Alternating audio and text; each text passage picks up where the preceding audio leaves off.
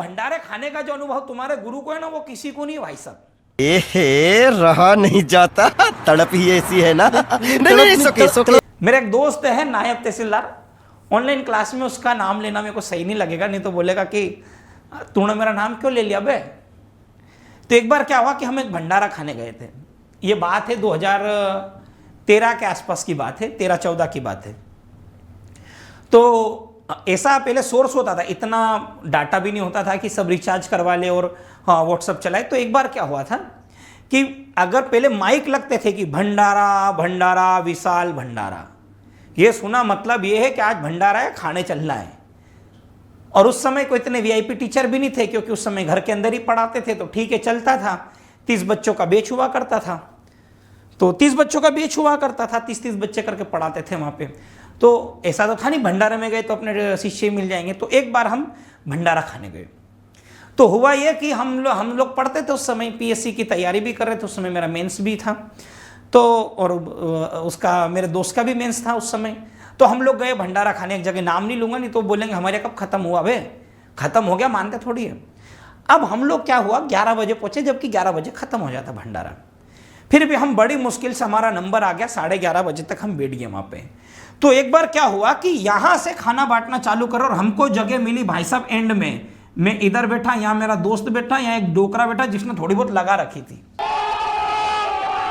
इसके पास 1-2 लोग और बैठे, ऐसे 101 लोगों की लाइन लगी हुई है। अब पूड़ी वाला है, सब्जी वाला है, बोले पूड़ी पूड़ी पूड़ी पूड़ी पूड़ी पूड़ी पूड़ी पूड़ी खत्म। बोले भैया भैया भैया हम चिल्लाएं, वो यहां तक आई नहीं, खत्म। सब्जी वाला भी आई, सब्जी सब्जी सब्जी सब्जी सब्जी, यहां तक आई, उसकी भी सब्जी खत्म। तो किसी को पूड़ी मिल रही, किसी को सब्जी मिल रही, किसी को मिल ही नहीं रही। अब हम यहां धरे कि धरे रह गए भाई। हमारे पास बस कुछ था तो वो पत्तल था और एक दोना था, जिसमें उम्मीद थी कि इसमें आएगी, पूड़ी भी आएगी, सब्जी भी आएगी। रुको जरा, सब्र करो, बोला धक्का मुक्की नहीं करने का, आराम से लेने का। भाई साहब नहीं आई, रात में भूखे गए। तो हमको एक बात यह पता चल गई थी कि भले कुछ भी हो जाए, भंडारे में जाओ, पीछे कभी मत बैठो। ये बड़ी अच्छी बात कही आप, पीछे कभी मत बैठो। अब हम लोगों ने प्लानिंग कर ली, पीछे अपने को नहीं बैठना तो कहां बैठना।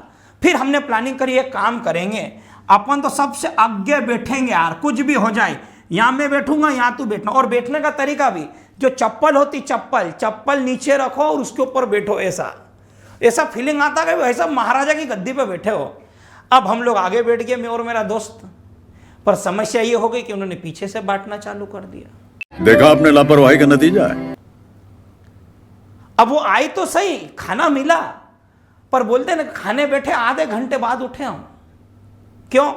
आते आते यहां खत्म हो जाए, जबरदस्ती बोलना पड़ता, भाई भैया भैया भैया पूड़ी पूड़ी, तो फिर वो रखे। तो उस दिन हमने एक सीख ली, कुछ भी हो जाए भंडारे में जाओ तो साला बीच में बैठो, बस खत्म बात। अरे पेट भर के गया, इतना इतना मिलेगा, इतना कि बच जाएगा तुम्हारे पास खाना।